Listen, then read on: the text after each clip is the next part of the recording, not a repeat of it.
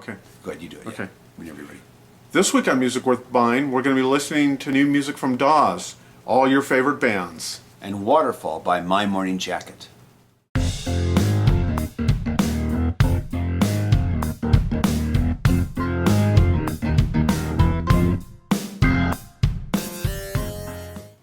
Welcome to Music Worth Buying, everybody. My name is Robert Kinsler. I'm a music writer and a musician. And my name is TJR. I am a musician and a music writer. Now this week I'm going to have the pleasure of kicking things off with the latest album from Dawes. Now this is the fourth album from the LA band, and all your favorite bands. And I love the title of the album for one thing. That is so cool. I love Dawes, which is no surprise. I know I've talked about them before on the band. Yeah. As far as I'm concerned, they're kind of at the forefront of the burgeoning. It's been burgeoning for a while, but the big Americana, alt country, you know, whatever you want to call it, but the roots rock, however you want to say it. But you know, the thing that sets Dawes apart, I think, from some of the other artists in the movement, is that they really harken back to the Laurel Canyon scene. You know, I'm thinking of Graham Parsons and Neil Young and Linda Ronstadt and Jackson Browne and the Eagles and you know, all those bands and what they did and kind of that neat collection of styles that they kind of put together. Dawes recreates that without sounding too retro. I mean, they do it because Taylor Goldsmith is such a great singer, songwriter, and guitar player. You know, he's just a force of nature. So before we talk any more about Dawes, let's listen to a little bit of Somewhere Along the Way, one of the great songs off this album. Somewhere Along the Way. Here we go. Somewhere along the way, the dream and the circumstance continued their tortured dance. Somewhere along the way.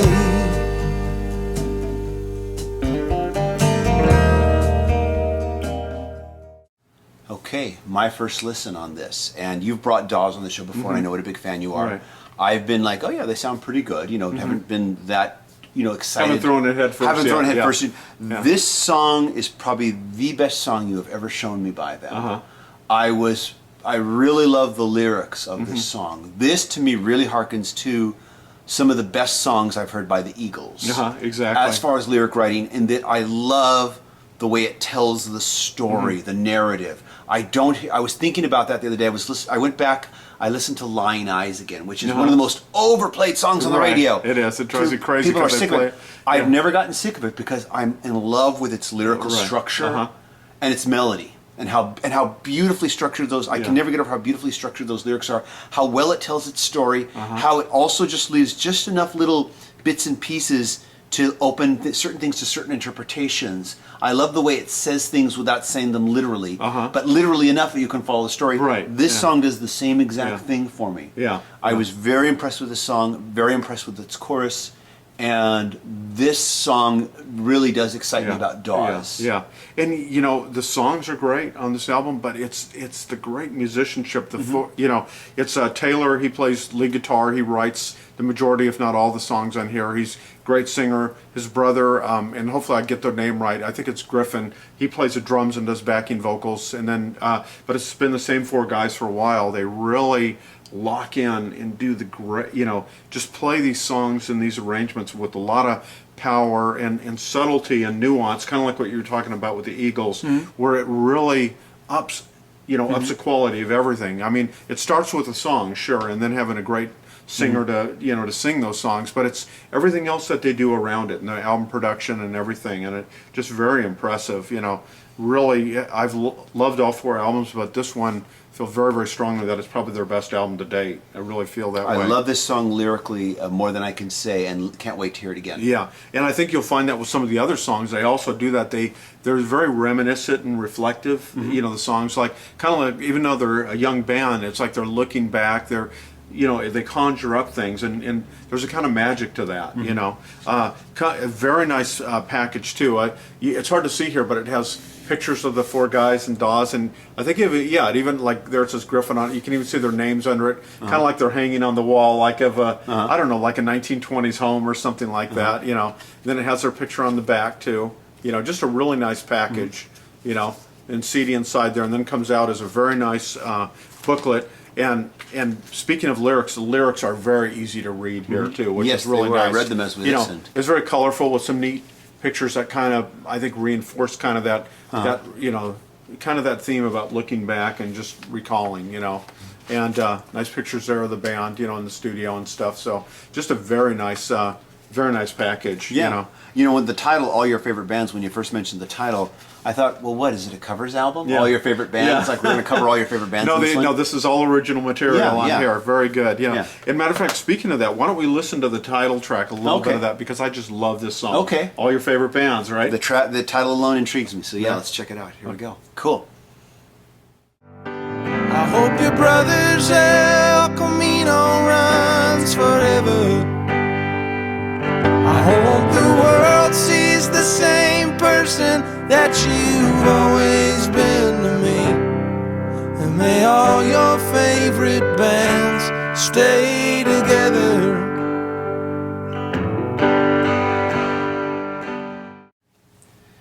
As I was listening to this song, I was, you know, reading once again the narrative of the lyrics and wondering, how is the title going to pay off? And when it got there, I loved the way it paid off. Yeah, me too. Yeah, good song. Yeah, really powerful. I mean, it's funny when I listen to this album. There, like I said, there's almost like a. It's almost like there's bands at the end of their life, you know, that they're like 40, 50 something year olds, Yeah. reflecting back the fact that they're so young and they get it. Yeah. That these songs are this potent, and I think it speaks to people of my generation and also probably of their generation. I think that's really quite an impressive feat. You know? I think that fans of the older fans who like classic rock bands like the Eagles are going to hear this and feel young again, and they're going to feel like this is a group that understands that music. But yeah, I agree. But also, I think young fans will get into it too. Yeah, and I mean, and it's a beautiful sentiment in the album, and I think I'm going to start. I think I'm going to start saying that to people. It's just hey, you know, like people say, you know, people sometimes Star Trek fans go, hey, live long and live Yeah. long and prosper. Yeah. Yeah. I think I'm going to start saying, may all your favorite bands stay together. Yeah, and there To people, I think it's just going to be a way to Yeah. say goodbye to people. You know, hey man, take care. May all your favorite bands stay together. Yeah, exactly. love Wouldn't that, that be yeah. nice? Very, very cool. Yeah. Yeah, I like that. Yeah. But yeah, I think that you know, what I would say is I think Dawes is a real special band, and I think that this kind of proves it. I think there was a lot of interest in them early in their career because they did tap into the Laurel Canyon sound and Yeah. some of the heroes I talked about earlier. But I think now people get, hey, these guys have their own voice. They are their own band, their Yeah. own, and I think that they've proven that they have something to say and that they're Yeah. you know a great band for our time. They've Yeah. definitely said a lot on just these two songs Yeah. I've heard, and I'm anxious to hear more now. I mean, like I said, you brought them in the past, but this time I'm really like, okay, I definitely wanted to check out the rest of this album now. Very good, great. So, yeah, good job, man. Now, who did you bring in Yes, today? well, I have the latest album by the latest album. We won't edit that out. Okay. The latest album by My Morning Jacket, entitled Waterfall.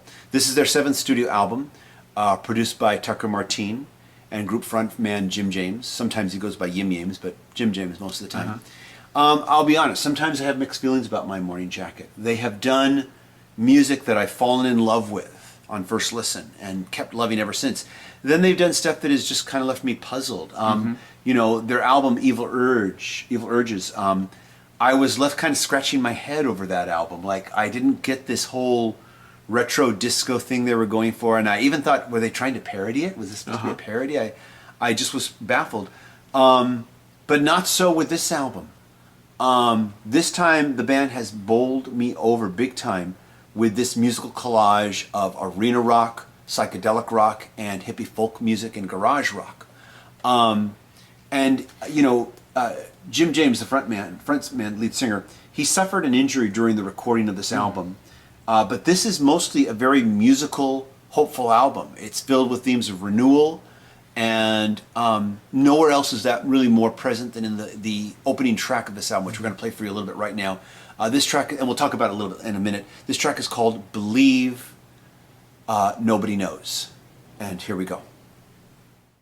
Believe, believe, believe, believe nobody knows.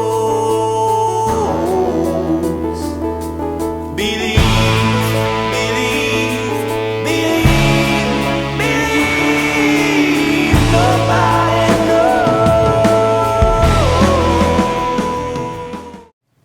You know, that was really interesting, fascinating. I love it. Very different from what I expected, knowing that it was My Morning Jacket.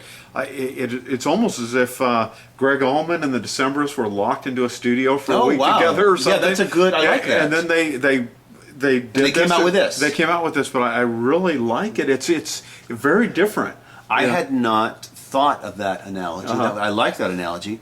Most of the album's songs were created, the way it was described in the interviews I've read, organically by the band, with Jim James just bringing in some unfinished, when so that the group could work out the songs together. The majority of them. There were a few that were not that done, but this is how the majority of them were done. When I heard this song, I found it to be a very spiritual song. And when I read a bit more in some of the interviews about it, that Jim James, the lead singer, feels that it touches on spirituality, and that the belief in a higher power is good so long as it does not inspire evil, which sometimes belief in a higher power does, as we've seen in this world. Yeah. But that shouldn't stop you from still believing, even though others pervert that belief into evil. That should not stop you from believing, as it said in the interview, as nobody knows. Yeah, believe in a way. It's a very interesting perspective too that he does. I mean, the song's interesting, but it definitely something that's going to draw you and want to listen to what he has to say. It's very life affirming. It's very positive, and it tells you to believe. I love that. Believe as nobody knows, as only you can. Right. As only you can believe. I love that it stresses the individual too. That you can believe in a way that nobody else is capable of if you allow yourself. I think that's just amazing, just fantastic. Packaging wise, this album comes in a mini vinyl gatefold. Here we are, front and back. Yeah, beautiful. Here's beautiful the album there. interior here, and I should also show you the disc itself, as it has its own graphics too as well. Here's the disc here as well, and the disc has texture. If you touch it, there's texture to it. Oh yeah. There's some texture to the way it's done. I like the graphics on there as well. Extra texture, as George Harrison might say. Exactly, yes. And Jim James, he did a kind of a little mini tribute to George Harrison EP, where I think it was like 4 songs, just him on acoustic guitar playing 4 George Harrison songs. Great. I have that EP. You should hear it. It's interesting. Okay, I need to. At packaging, also, we have this nice booklet here, front and back, and beautiful artwork, photographs touched up. Lyrically, kind of odd. It kind of goes down, it kind of goes across. It's a little bit odd. It's a challenge. Artistically, it's neat. Practically, it's not. But that's okay. I'm willing to forgive on that respect, because it's such a great album, and a little hard to read because it is kind of in handwriting, which makes it a little difficult sometimes. Beautiful picture here on the interior. But overall, a great package just to look at, even if you're not going to read it. Just looking at the way the titles are written, I really like that.